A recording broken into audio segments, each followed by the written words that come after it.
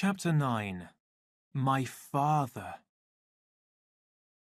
The hands of all the 4,000 electric clocks in the Bloomsbury Centre's 4,000 rooms marked 27 minutes past 2. The centre was full of activity.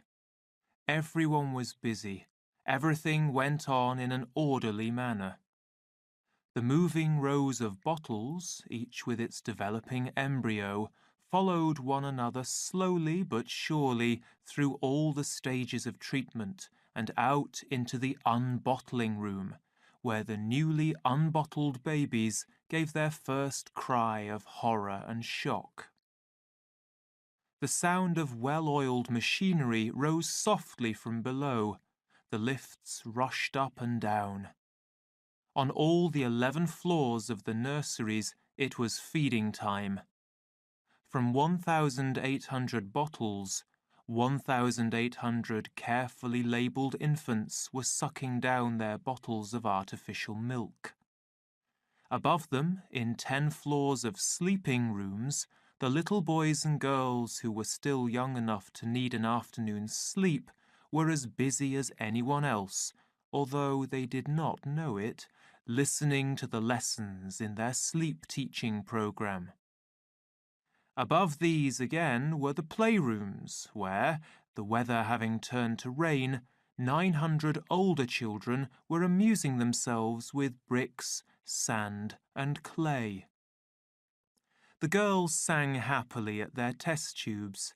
Heads of departments whistled as they worked, and from the unbottling room came the sound of jokes and laughter. But the director's face, as he entered the fertilizing room with Henry Foster, was severe. "A public example," he was saying. "In this room, because it contains more high-class workers than any other in the centre, I have told him to come here at 2:30. Ah, here he comes." Bernard had entered and was approaching between the rows of tables with a manner which only just hid the fear that he felt. The voice in which he said, "Good morning, Director," was much too loud. When he tried to correct his mistake and went on to say, "You asked me to come and speak to you here," it was far too soft, a silly little whisper. "Yes, Mr. Marks," said the director coldly. "I did ask you to come to me here. You returned from your holiday last night, I understand." "Yes," Bernard answered. "Yes," repeated the director. Then, suddenly raising his voice, "Ladies and gentlemen," he cried, "ladies and gentlemen." The girls stopped singing and raised their heads from the rows of test tubes. There was a deep silence. Everyone looked round. "Ladies and gentlemen," the director cried once more, "excuse me for interrupting your labours. A painful duty forces me to do so. The security of society is in danger. Yes, in danger, ladies and gentlemen. This man," he pointed an accusing finger at Bernard, "this man who stands before you here, this Alpha Plus to whom so much has been given and from whom, therefore, so much must be expected, has failed to honour the trust which had been placed in him. By his sinful views on sport and soma, by his shameful avoidance of convention in his sex life, by his refusal to obey the teachings of R. Ford and behave out of office hours like a baby in a bottle," here the director made the sign of the T, "he has proved himself an enemy of society, a danger, ladies and gentlemen, to all law and order, a man sworn to destroy civilization itself. For this reason, I propose to dismiss him from the post he has held in this centre. I propose immediately to apply for him to be removed to a sub-centre of the lowest order, and, so that his punishment may be in the best interests of society, as far as possible from any important centre of population. In Iceland, he will have small opportunity to lead others into crime by his unforwardly example. The director paused. Then, folding his arms, he turned gravely to Bernard.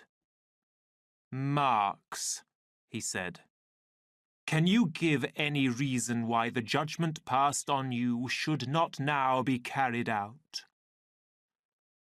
"Yes, I can," said Bernard in a very loud voice. Somewhat surprised, "Then show it," said the director. "Certainly, but it's in the passage. One moment." Bernard hurried to the door and threw it open. "Come in," he commanded, and the reason came in and showed itself. There was a cry of horror and shock. A young girl screamed. Standing on a chair to get a better view, someone upset 2 test tubes and their contents. Fat, loose in figure, a strange and frightening image of middle age among those firm, youthful bodies, those smooth, healthy faces, Linda came into the room, smiling a smile which twisted her features and showed her black, broken teeth. Bernard walked beside her. "There he is," he said, pointing to the director. "Did you think I didn't recognize him?" Linda asked angrily. Then, turning to the director, "Of course I knew you, Tomakin. I should have known you anywhere among 1,000. But perhaps you've forgotten. Don't you remember, Tomakin? You're Linda." She stood looking at him, her head on one side, but with a smile that began to disappear as she saw the look of horror on the director's face. "Don't you remember, Tomakin?" she repeated in a voice that trembled. Her eyes were anxious, alarmed. The discoloured face took on an expression of extreme grief. "Tomakin!" She held out her arms. Someone began to laugh. "What's the meaning," began the director, "of this criminal?" "Tomakin!" She ran forward, threw her arms round his neck, hid her face on his chest.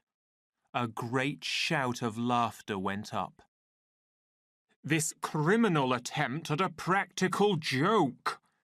the director shouted.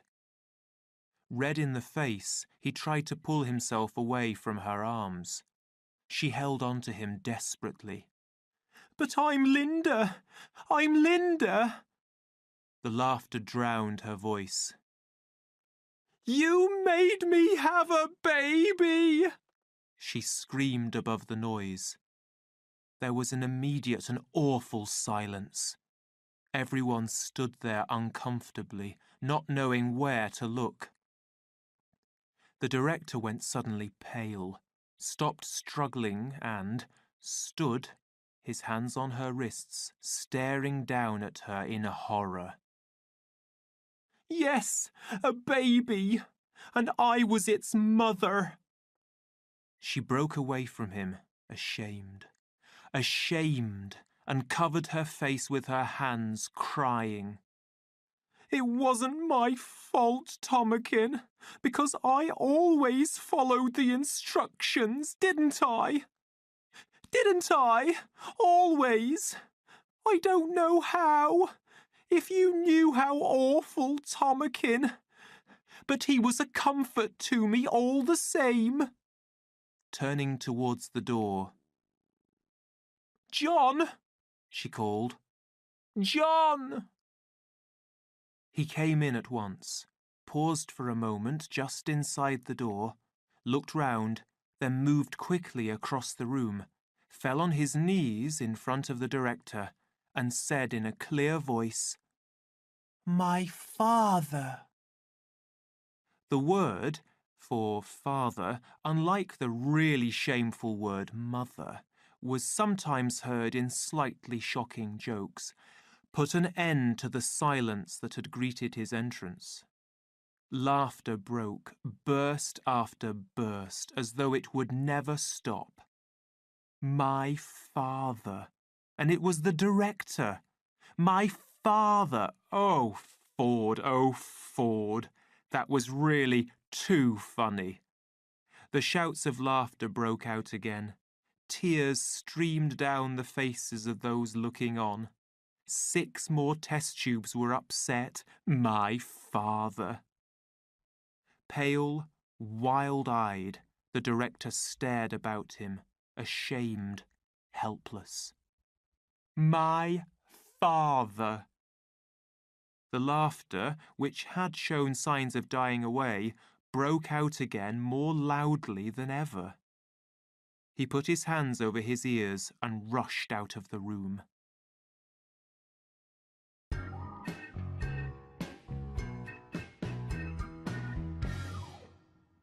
Chapter 10. New Lives. After the scene in the fertilizing room, all upper-class London was anxious to see this funny creature who had fallen on his knees before the director of hatching and conditioning, or rather the ex-director, for the poor man had resigned immediately afterwards and never set foot inside the centre again. Had fallen on his knees and called him, the joke was almost too good to be true, my father. Linda, on the other hand, was of no interest at all to them. Nobody had the smallest desire to see Linda. To say one was a mother, that was no joke. It was disgusting. Moreover, she wasn't a real savage. She had come out of a bottle and been conditioned like anyone else, so she couldn't have any unusual ideas. Lastly, and this was by far the strongest reason for people's not wanting to see poor Linda, there was her appearance. Fat, having lost her youth, with a discoloured skin, bad teeth, and that figure, Ford. You simply couldn't look at her without feeling sick. Yes, really sick. So the best people were quite determined not to see Linda. And Linda, for her part, had no desire to see them.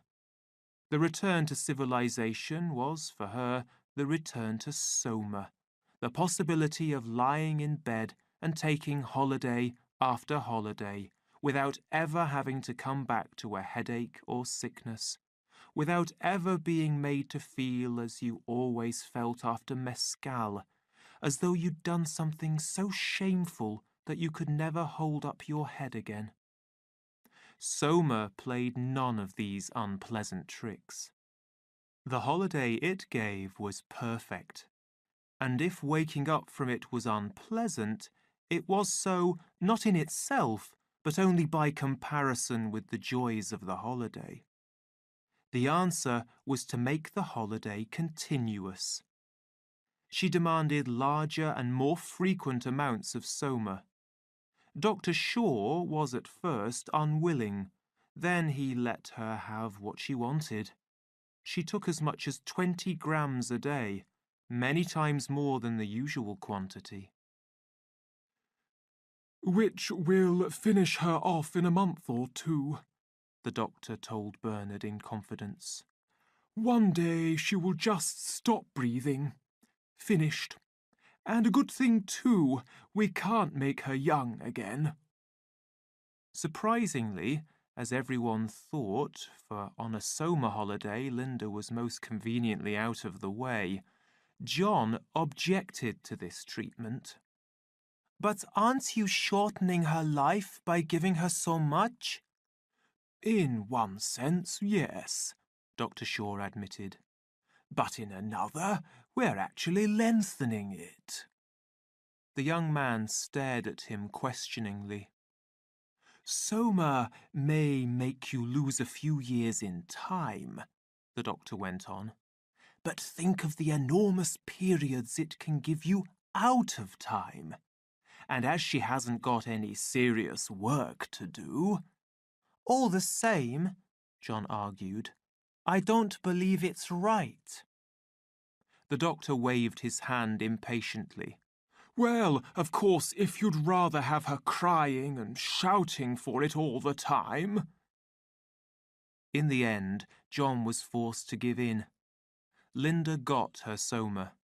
From then on, she remained in her little room on the 37th floor of Bernard's apartment house, with the radio and television on, and the Soma tablets within reach of her hand. It was John, then, that they all wanted to meet. And as it was only through Bernard that John could be seen, Bernard became popular for the first time in his life.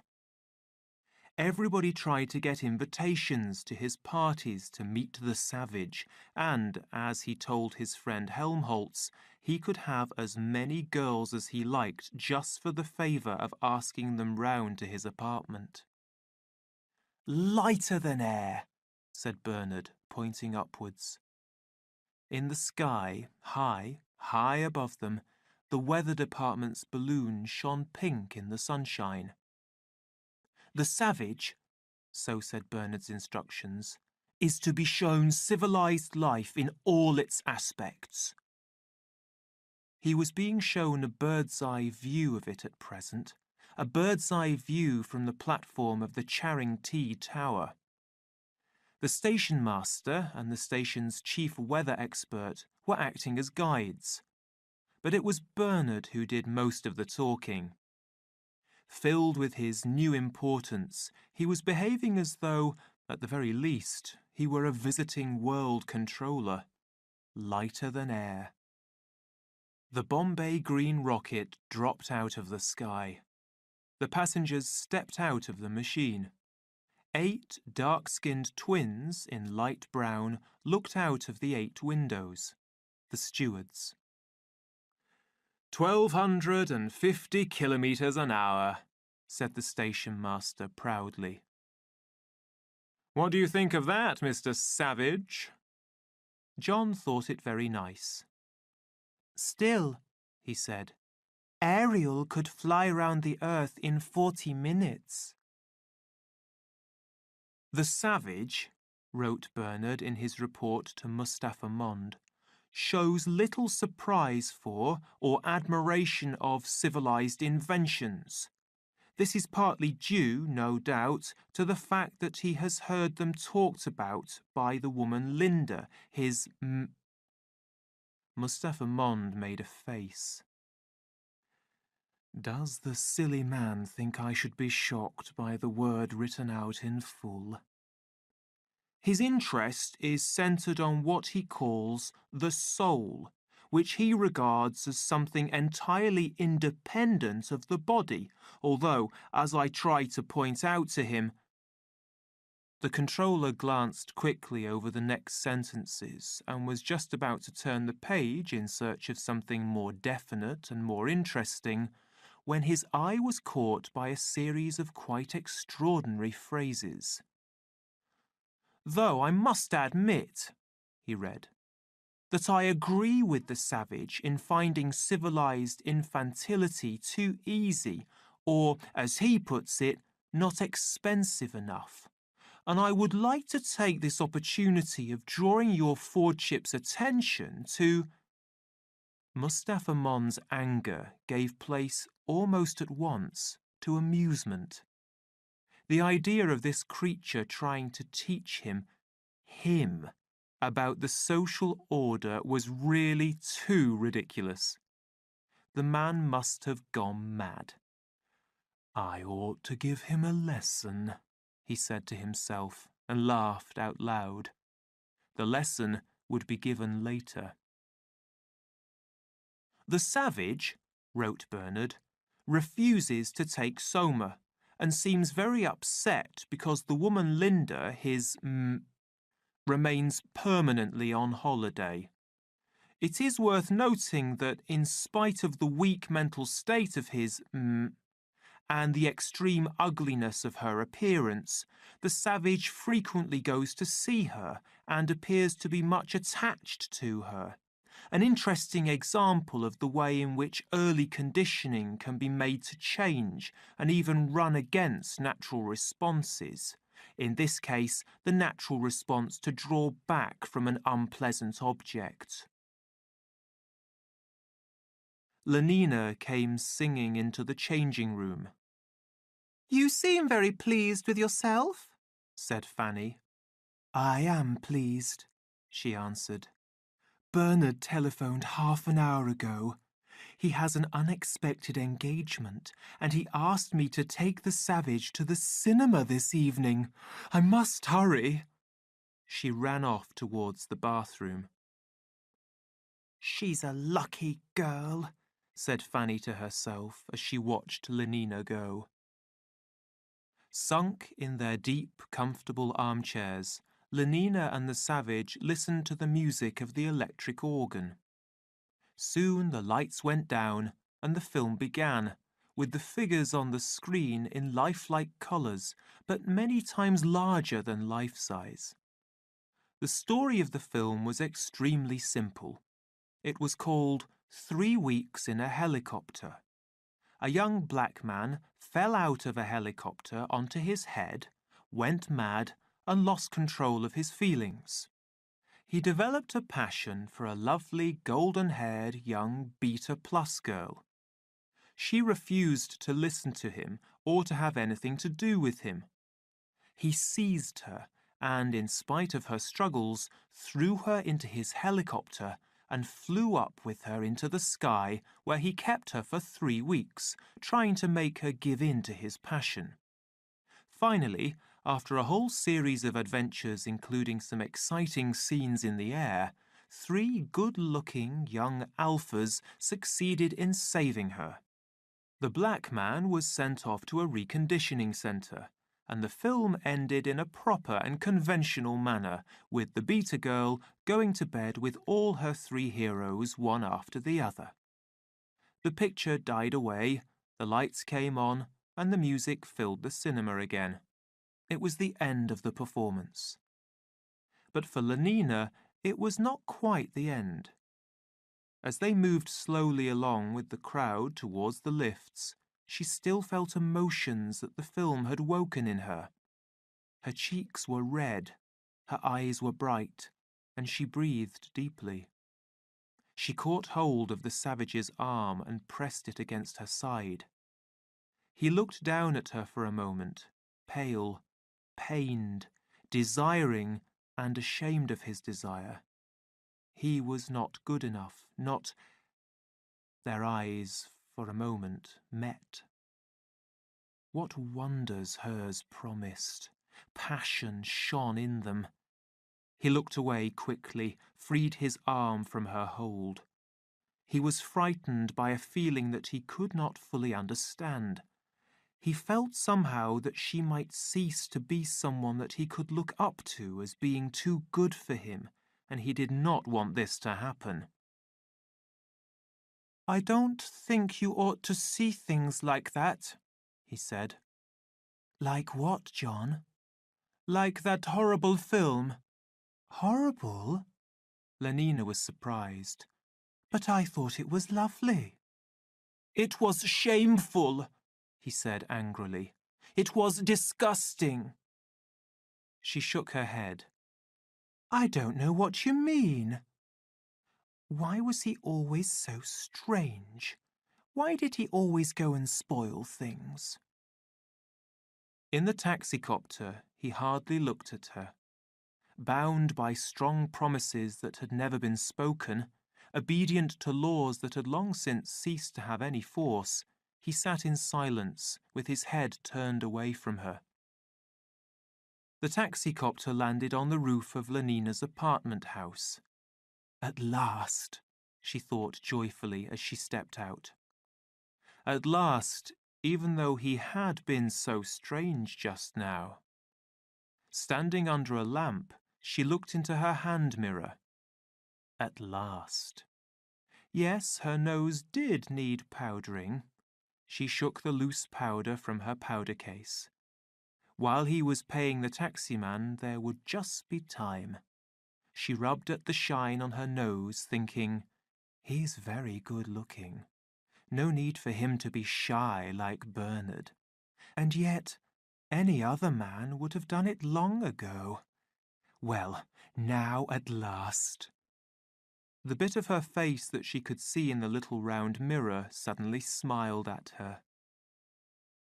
"Good night," said a voice behind her in a whisper full of fear.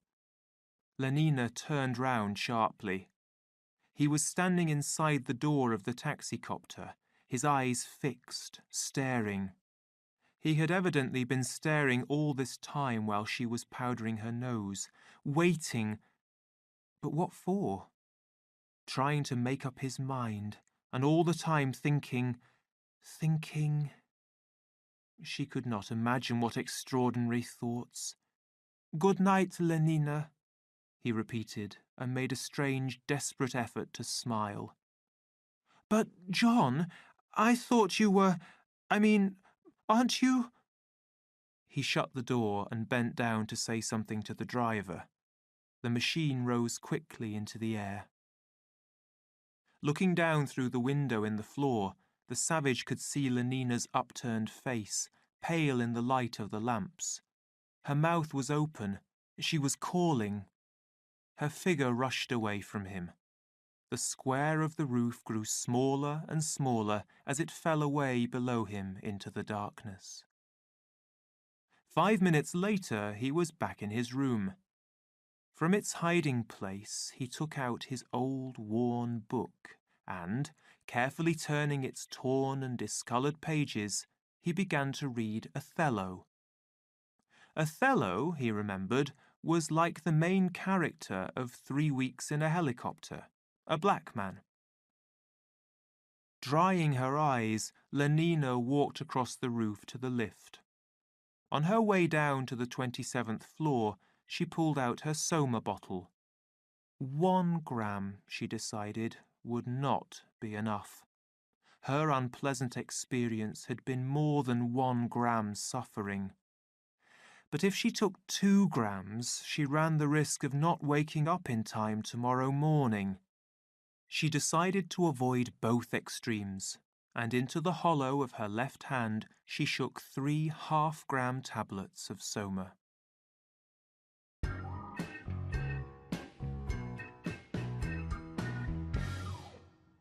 Chapter 11. Emotional Problems. Bernard had to shout through the locked door.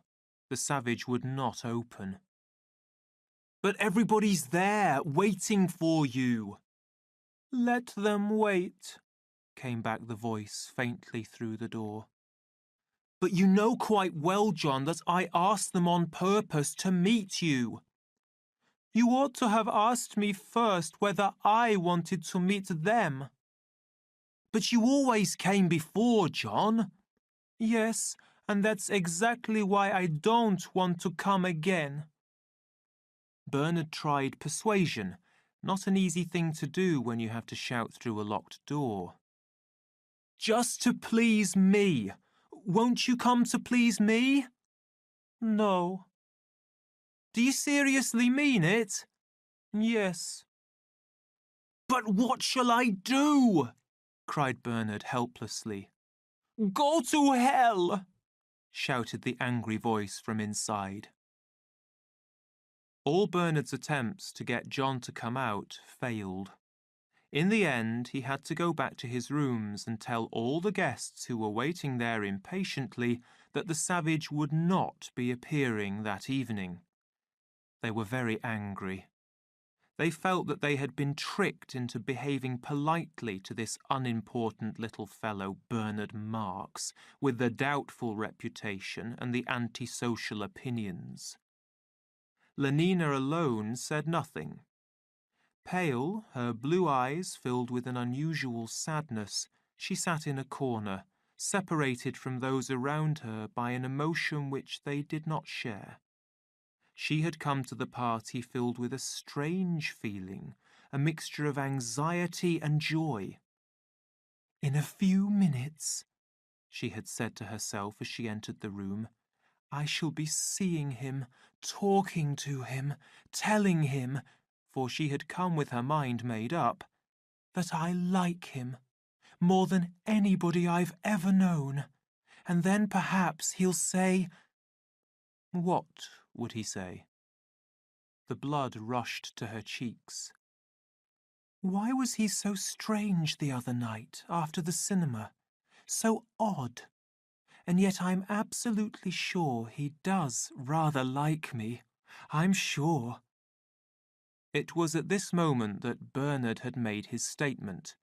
The savage wasn't coming to the party. Lenina was filled with a terrible feeling of disappointment and emptiness. Her heart seemed to stop beating.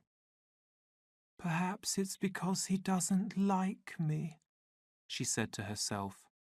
And at once this possibility grew in her mind into a certainty. John had refused to come because he didn't like her. He didn't like her. All around her, the other guests were angrily discussing the savage's refusal to meet them and blaming Bernard for all that had gone wrong. Very soon they took their leave, one after the other. Lenina, the last to go, walked sadly out of the room. Bernard was left there all alone. Overcome with unhappiness and disappointment, he dropped into a chair and, covering his face with his hands, he began to cry. Upstairs in his room, the savage was reading Romeo and Juliet. Next morning, Bernard could not hide from the savage how unhappy he felt. The savage showed himself sympathetic, an attitude that Bernard had not expected. "You're more like what you were at Malpais," he said when Bernard had told him all his sorrows. "Do you remember when we first talked together, outside the little house? You're like what you were then." "Because I am unhappy again, that's why." "Well, I'd rather be unhappy than have the false, lying happiness that you were having here." "I'm surprised at you saying that," said Bernard bitterly, "when it's you who were the cause of it all, refusing to come to my party and turning them all against me." He knew that what he was saying was unjust. He admitted to himself the truth of all that the savage now said about the worthlessness of friends who could be turned by such slight causes into cruel enemies. But Bernard continued to feel a secret anger with the savage in spite of the real affection that he had for him. Bernard's other friend was Helmholtz Watson, suffering like himself because of his individual, non-conditioned ideas. Helmholtz had been officially warned that some verses that he had written and read out to a class of students at the College of Emotional Engineering were dangerous and must not be repeated.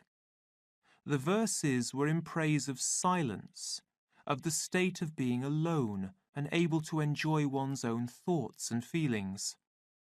The students had reported him to the principal. "I'm not surprised," said Bernard. "It's quite against all their sleep teaching. Remember, they've had at least 250,000 warnings against wanting to be alone." "I know, but I thought I'd like to see what the effect would be." "Well, you've seen now." Helmholtz laughed. "I feel," he said after a silence, "as though I were just beginning to have something to write about. As though I were just beginning to use that secret power that I've got inside me.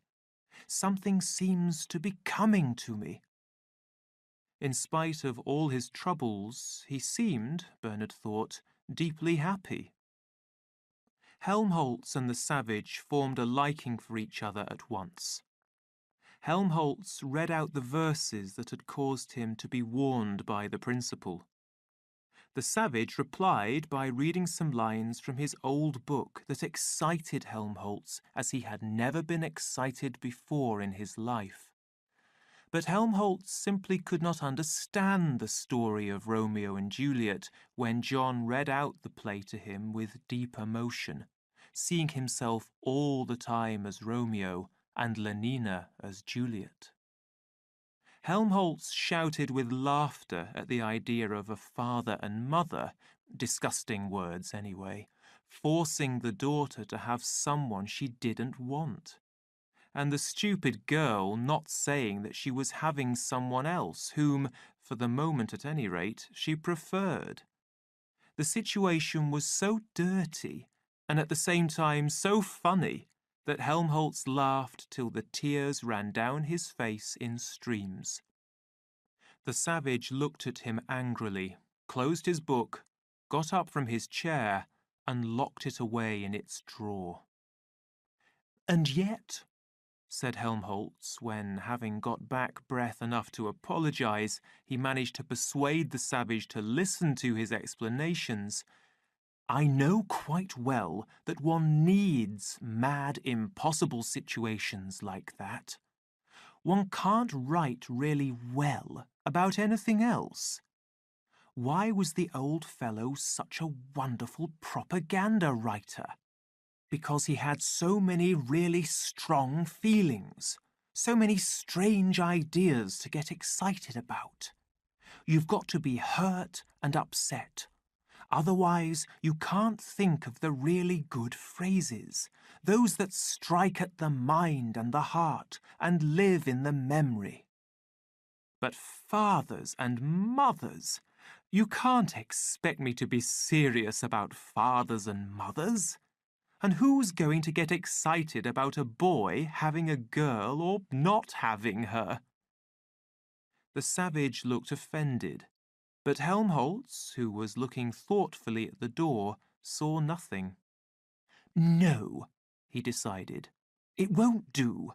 We need some other kind of madness, some other kind of emotion to take possession of our minds and become the master of our imagination. But what? Where can I find it?" He was silent. Then, shaking his head, "I don't know," he said at last. "I don't know."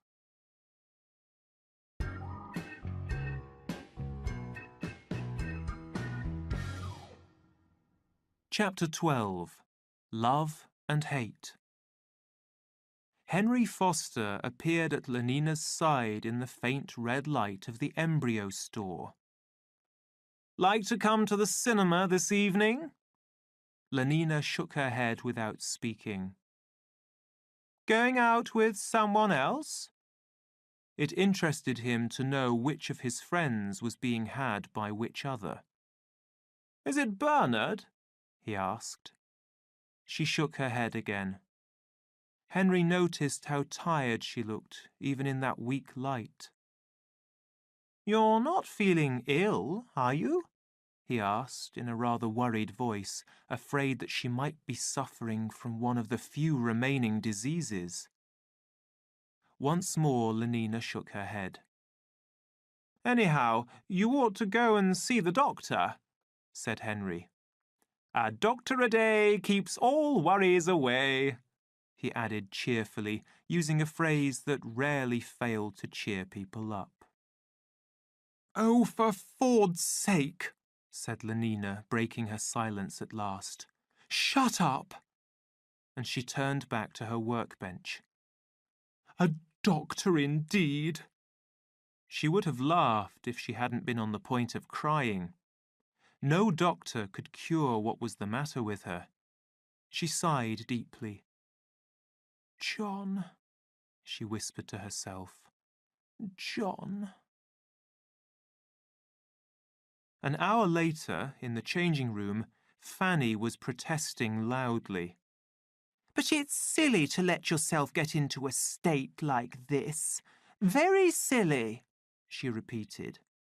And what about? A man. One man. But he's the one I want. As though there weren't millions of other men in the world. But I don't want them. How can you know till you've tried? I have tried. But how many? Asked Fanny. 1? 2? Dozens. But it wasn't any good. Well, you must keep on trying, said Fanny. But meanwhile, don't think of him. I can't help it. Take Soma, then. I do. Well, go on taking it. But in the intervals, I still like him. I shall always like him. Well, if that's the case, said Fanny with decision, why don't you just go and take him, whether he wants it or no? But he's so strange. All the more reason for being firm. It's all very well to say that. Don't let him go on being so silly. Act, said Fanny. Yes, act at once. Do it now. I daren't, said Lenina. Well, you've only got to take 1/2 gram of Soma first. And now I'm going to have my bath. She marched off towards the bathroom. The bell rang. The savage, who was impatiently waiting for Helmholtz to come so that he could tell him how he felt about Lenina, jumped up and ran to the door. I guessed it was you, Helmholtz, he shouted as he opened it. There in the entrance, in a white artificial cotton sailor suit and with a round white cap at a most attractive angle on her head, stood Lenina. Oh, said the savage, as though someone had struck him a heavy blow. 1/2 gram had been enough to make Lenina forget her fears. Hello, John, she said, smiling, and walked past him into the room. He closed the door and followed her. Lenina sat down. There was a long silence. You don't seem very glad to see me, John, she said at last. Not glad, cried the savage with deep feeling. Then he suddenly fell on his knees before her, took her hand and kissed it. I love you more than anything else in the world. Then why on earth didn't you say so before? And suddenly her arms were round his neck. He felt her soft lips against his own. You silly boy, she was saying. I wanted you so much. Sweet, sweet. And if you wanted me too, why didn't you? In that moment, he found himself thinking of the kisses in 3 weeks in a helicopter that he had found so shameless. Horror, horror, horror. He tried to free himself. Lenina took her arms away and stood up. He thought for a moment that she had understood how he felt, but he soon realized how mistaken he was, for in a moment Lenina had taken off her sailor suit. With nothing on but her shoes and socks and her smart white cap, which she was still wearing, she advanced towards him. Darling, darling, if only you'd said so before. She held out her arms. But instead of also saying darling and holding out his arms, the savage backed away in terror, waving his hands at her as though he were trying to frighten away some dangerous animal. 4 steps back, and he could move no further, his back against the wall. Sweet boy, said Lenina, laying her hands on his shoulders and pressing herself against him. Put your arms round me. Kiss me. She closed her eyes and let her voice sink into a sleepy whisper. The savage caught her by the wrists, tore her hands from his shoulders and pushed her roughly away at arm's length. "Ow! You're hurting me! Oh!" She was suddenly silent. Terror had made her forget the pain. Opening her eyes, she had seen his face. No, not his face. A crazy stranger's, pale, twisted, filled with some mad anger. She tried to understand what had brought this madness into his face, but failed completely. "What is the matter, John?" she whispered. He did not answer, but only stared into her face with those mad eyes. The hands that held her wrists were trembling. He breathed deeply and unevenly. His lips curled back from his teeth. "What is the matter?" she almost screamed. And as though woken by her cry, he caught her by the shoulders and shook her. "Whore!" he shouted. "Whore from hell!" "Oh, don't!" she begged him in a voice which trembled from the shaking. "Away with you!" He pushed her away with such force that she fell. "Go!" he shouted, standing over her threateningly.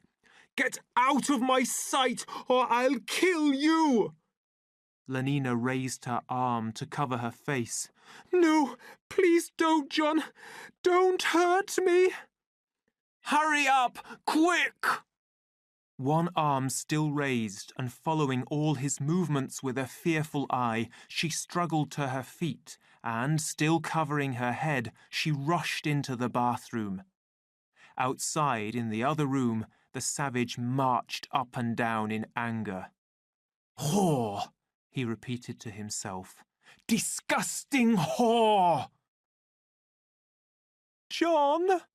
came a frightened voice from the bathroom. "Do you think I might have my clothes?" He picked up the pretty white blouse, the attractive sailor trousers.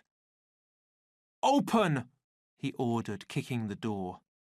"No, I won't." "Then how do you expect me to give them to you?" "Push them through the little window over the door." He did what she suggested, then went on marching up and down. Lenina sat listening to the footsteps in the other room, wondering as she listened how long he was likely to go on pacing up and down like that, whether she would have to wait until he left the flat, or if it would be safe, after allowing his madness a reasonable time to die down, to open the bathroom door and try to escape. At that moment, the telephone bell rang in the other room. She heard the voice of the savage. "Hello? Yes? Yes, this is Mr. Savage speaking. What? Who's ill? Of course it interests me. But is it serious? Is she really bad? I'll go at once." "Not in her rooms anymore. Where has she been taken?" "Oh my God! What's the address?" 3 Park Lane. Is that it? 3? Thanks. Lenina heard the sound of the telephone being put back, then hurrying steps. A door shut loudly. There was silence. Had he really gone? With great care, she opened the door a quarter of an inch, looked through the crack, and, encouraged by the silence, put her head out. Finally moved as quietly as she could into the room, stood for a few seconds with strongly beating heart, listening, then rushed to the front door, opened, slipped through, banged it shut, ran. It was not till she was in the lift and actually going down that she began to feel safe.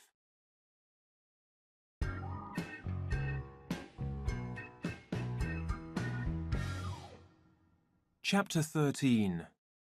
Death. The Park Lane Hospital for the Dying was a 60-floor tower of bright yellow. As the savage stepped out of his taxicopter, a line of brightly coloured funeral helicopters rose from the roof and went off across the park, westwards on their way to the Slough crematorium. At the lift gates, an official gave him the information he required, and he dropped down to the 17th floor. The ward where Linda was lying was a large room, bright with sunshine and yellow paint, and contained 20 beds, all occupied. Linda was dying in company and with all modern conveniences. The air was continuously alive with happy tunes coming from loudspeakers. At the foot of every bed, facing the dying person who occupied it, was a television set. Television was left on like a running water tap from morning till night. "We try," said the nurse who met the savage at the door, "to create a thoroughly pleasant atmosphere here, something between a first-class hotel and a cinema palace, if you take my meaning." "Where is she?" asked the savage, taking no notice of these polite explanations. The nurse was offended. "You are in a hurry," she said. "Is there any hope?" he asked. "You mean of her not dying?" He nodded. "No, of course there isn't. When somebody's sent here, there's no—" Alarmed by the look of worry on his pale face, she suddenly broke off. "Why, whatever is the matter?" she asked. She was not used to this kind of thing in visitors. Not that there were many visitors anyhow, or any reason why there should be many visitors. "You're not feeling ill, are you?" He shook his head.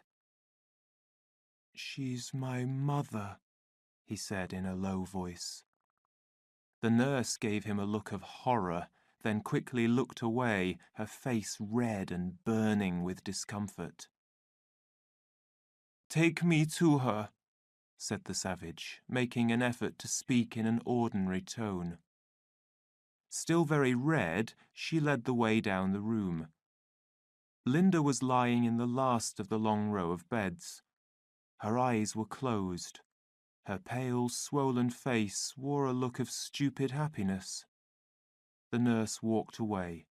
The savage sat down beside the bed. "Linda," he whispered, taking her hand. At the sound of her name, she turned. Her eyes opened. A look came into them as if she recognized him. She pressed his hand. She smiled. Her lips moved. Then, quite suddenly, her head fell forward. She was asleep.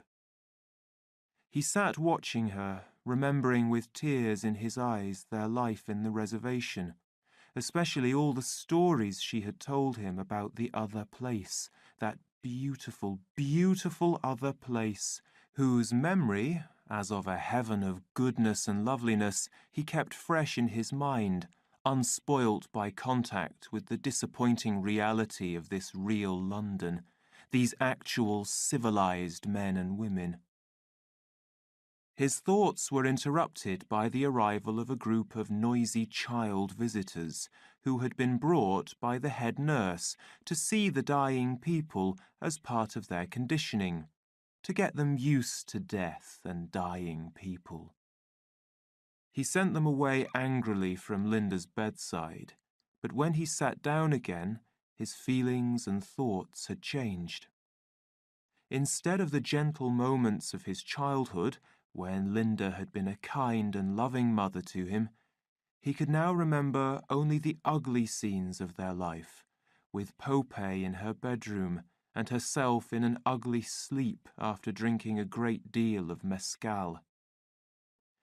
Linda moved, woke up and smiled, without understanding where she was.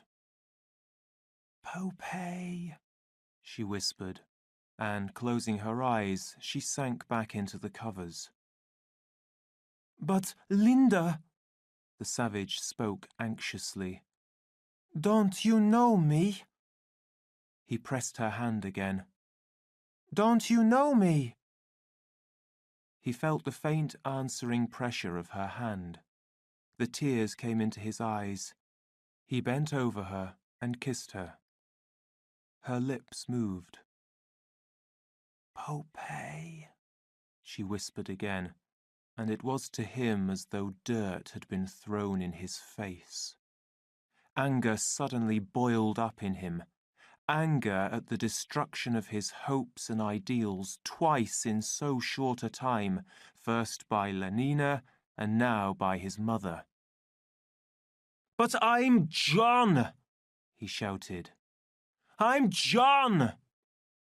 And in his extreme anger and unhappiness, he actually caught her by the shoulder and shook her. Linda's eyes opened again. She saw him, knew him. "John," she whispered.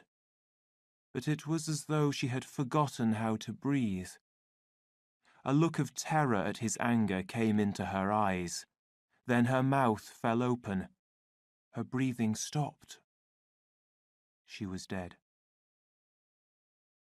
The savage stared at her for a moment in frozen silence, then fell on his knees beside the bed, and, covering his face with his hands, cried as though his heart would break. The nurse stood in the middle of the ward, not knowing what to do. The child visitors were staring with wide eyes at this unpleasant scene. Should she speak to him? Try to bring him back to some attempt to behave properly?